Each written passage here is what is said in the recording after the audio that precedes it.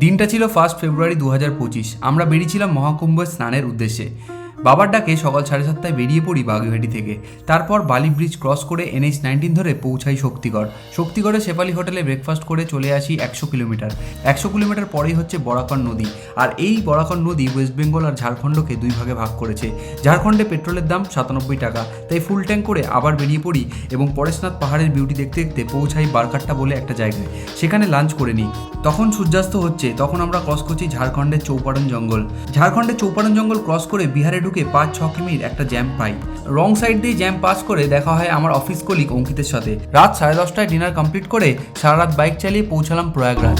আর তারপর তো বন্ধুরা ফাইনালি পৌঁছে গেছি হচ্ছে পাবন ভূমি প্রয়াগরাজে। আমার পিছনে দেখা যাচ্ছে বিউটিফুল প্রয়াগরাজ শহর, আর কি দুর্দান্ত লাগছে। জাস্ট এই জায়গাটা এসে আমি জাস্ট মেসমারাইজড হয়ে গেছি যে কি সুন্দর ভিউ হতে পারে ভাই। অ্যান্ড ভোলে বাবা চেয়েছিল যে আমি এই সময় এই বিউটিফুল প্রয়াগরাজকে দেখি। তোমরা দেখে জাস্ট বলো কেমন লাগছে।